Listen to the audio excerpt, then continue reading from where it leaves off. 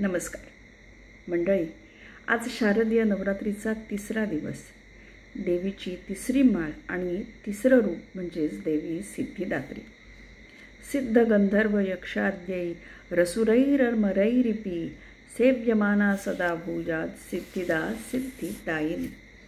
माता दुर्गेच्या 9व्या शक्तीचं नाव म्हणजे सिद्धिदात्री. ही सर्व प्रकारच्या सिद्धी प्राप्त करून देणारी अशी देवी आहे. मंडळी, मार्कंडेय पुराणानुसार अणिमा, महिमा, गरिमा, लघिमा, प्राप्ती, प्राकाम्य, ईशित्व आणि वशित्व अशा 8 सिद्धी या देवीच्या प्राप्त आहेत. ब्रह्मवैवर्त पुराणामध्ये श्रीकृष्ण जन्मखंडामध्ये या सिद्धीची संख्या एकूण 18 सांगितली आहे. अणिमा, लघिमा, प्राप्ती, प्राकाम्य, महिमा, ईशित्व, वशित्व, सर्वकामावसायिता, सर्वज्ञत्व, दूरश्रवण, परकाय प्रवेशन, वाक्सिद्धी, कल्पवृक्षत्व, सृष्टी संहार करण सामर्थ्य, अमरत्व, सर्वन्यायकत्व, भावना आणि सिद्धी अशा 18 सिद्धींची संख्या आपल्याला श्रीकृष्ण जन्मखंडामध्ये पाहायला मिळते. माता सिद्धिदात्रीच्या कृपेने या सर्व सिद्धी भक्तांना प्राप्त होतात.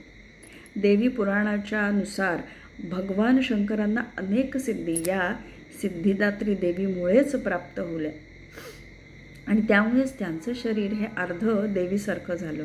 म्हणूनच त्यांना अर्धनारी नटेश्वर हे नाव पडलं. आता सिद्धिदात्री माता ही कशी आहे ते आपण थोडक्यात बघूया. तर ही 4 हातांची आहे.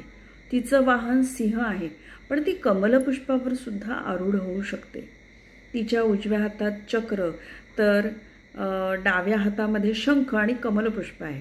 त्याचप्रमाणे उजव्या हातामध्ये एक गदासुद्धा आहे. या दिवशी विधी विधान आणि पूर्ण निष्ठेने भक्त आणि साधक तिची उपासना करत असतात. त्यांना अनेक सिद्धी प्राप्त होतात. सृष्टीमध्ये कुठलीही गोष्ट या भक्तांसाठी किंवा साधकांसाठी अशक्य नाही.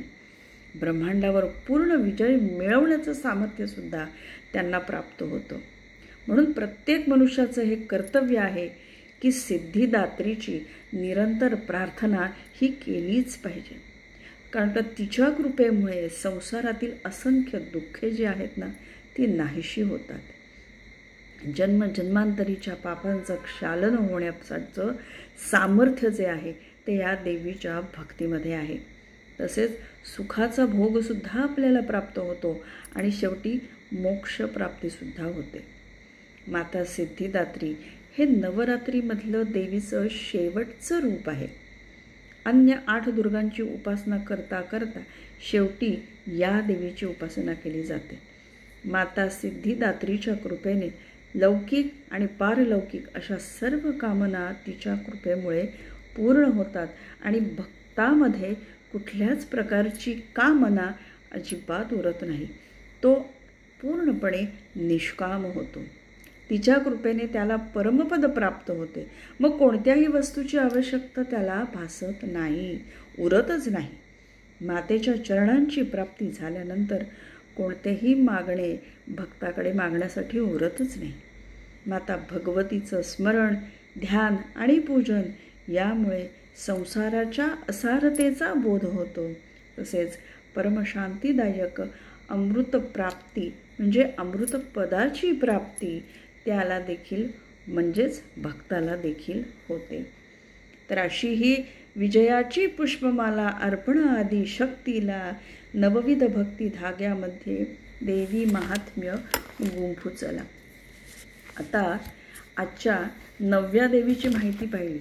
आता थोडक्यात आजची नवमी म्हणजे काय, या नवमीच्या दिवशी नक्की काय केलं जातं ते थोडक्यात तुम्हाला सांगते.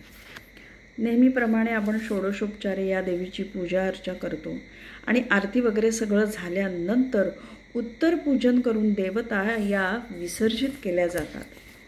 जे कमळात देवी स्थानापन्न झालेली आहे ती काय करतात की पहिल्या दिवशी जे पेरलेलं होतं ना ते सगळं उपटून सगळ्या देवांना अर्पण केलं जातं.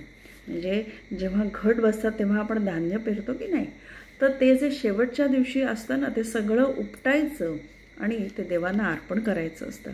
प्रसाद रूपाने ते तिथे सर्वांना दिलं जातं.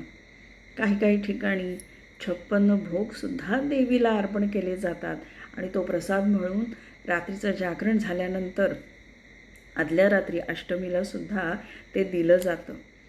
या नवरात्रोत्सवात सप्तशती पाठवाचनात एकूण 10 पाठांचं वाचन केलं जातं.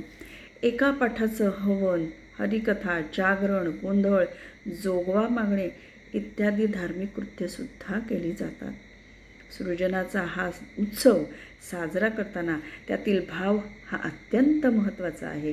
हे जाणून देवी नवरात्रोत्सव मनापासून केला जातो. आई जगदंबा माता आपल्या भक्तांना कधीच काही कमी पडून देत नाही आणि हीच मनाची धारणा असल्याने काही न्यून न ठेवता नेमाने, नेटाने आणि प्रेमाने, सगळ्यात महत्त्वाचं अनन्य भावाने या देवीची सेवा सगळीकडे आनंदोत्सवात आणि उल्हासात साजरी केली जाते. तर अशा प्रकारे या नवरात्रीच्या 9 देवींचं रूप मी आपल्यासमोर मांडण्याचा प्रयत्न केला आहे. पण हो, सगळ्यात शेवटची आणखीन एक गोष्ट राहिलेली आहे, ती म्हणजे आजच्या रंगाचं महत्त्व. तर आजचा रंग आहे तो म्हणजे गुलाबी रंग. आता हा गुलाबी रंग कसा आहे आणि आजच्या गुलाबी रंगाचं महत्त्व काय आहे?